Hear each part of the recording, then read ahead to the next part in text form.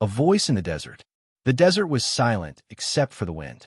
Sand rolled across the ground in long whispers, and a shepherd stood alone on the mountainside, watching his flock graze among the stones. Moses had lived here for 40 quiet years, far from Egypt, far from power, far from the life he once knew. He had been a prince once. Now he was just a shepherd. But on this ordinary day, something strange caught his eye. A bush burned on the hillside. Flames climbed through its branches, yet the bush did not turn to ash. The fire danced, alive, bright against the desert sky. Moses stepped closer. Then a voice spoke from the fire. "Moses, Moses!" The shepherd froze. And in that moment, the life he had tried to leave behind came rushing back. Because the God of heaven had just called his name. The prince who ran away.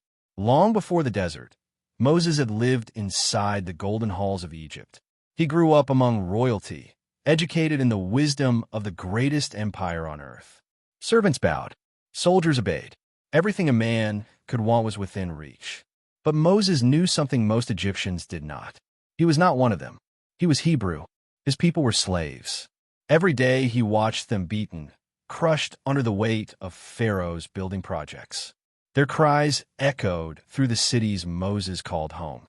One day he saw an Egyptian guard beating a Hebrew slave. Something inside Moses snapped.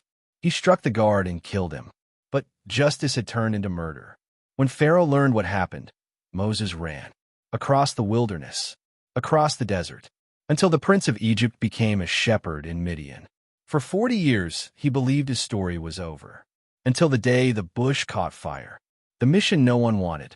The voice from the flames told Moses the truth he had tried to forget. God had heard the cries of Israel, and Moses was the man chosen to bring them out of slavery. Moses stared at the burning bush in disbelief. "Who am I that I should go to Pharaoh?" he asked.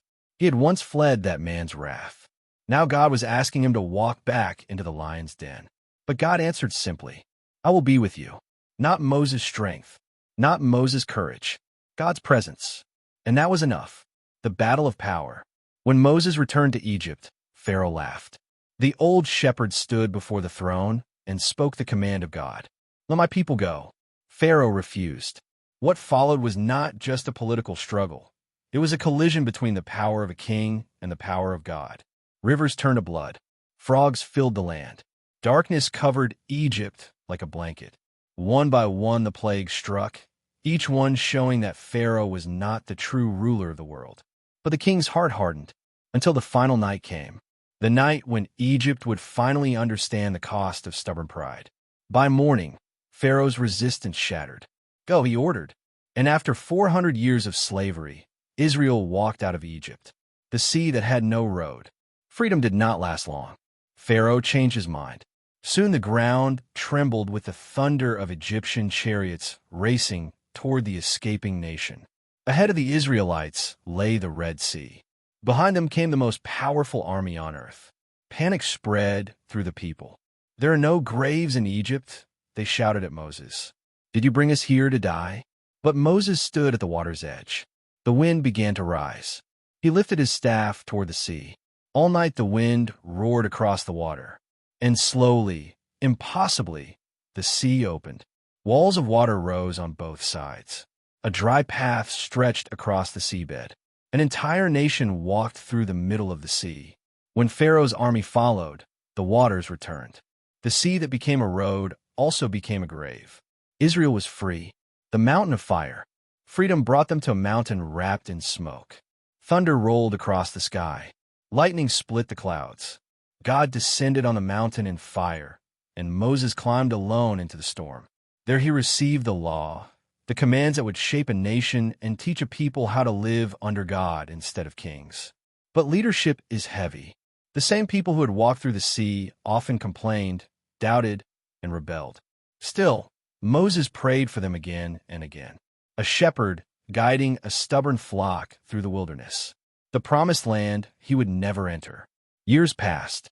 The wandering generation slowly faded, replaced by their children. At last they stood on the edge of the promised land. Green hills stretched beyond the river. The land God had promised long ago was finally within reach. But Moses would not go with them. He climbed a mountain and looked out across the land. The journey he had led for 40 years would continue without him.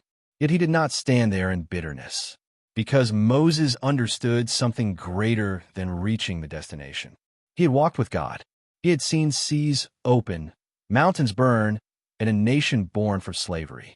And sometimes the greatest victory is simply finishing the mission God gave you. Final reflection. Moses began life floating helplessly in a basket on a river. He became a prince, then a fugitive, then a shepherd, and finally the leader who brought a nation out of bondage. But his greatest strength was never his leadership. It was his willingness to trust God, even when the path led into deserts, palaces, or seas that had no road. Because the God who calls ordinary people is the same God who makes the impossible possible. Historical and biblical reflection. The story of Moses is drawn from the biblical account of Israel's deliverance from Egypt and the leadership of Moses through the wilderness. Events such as the burning bush, the plagues of Egypt, the crossing of the Red Sea, and the giving of the law are established biblical history. Dialogue and descriptive elements are dramatized to emphasize the biblical themes of faith, obedience, and God's power to deliver his people.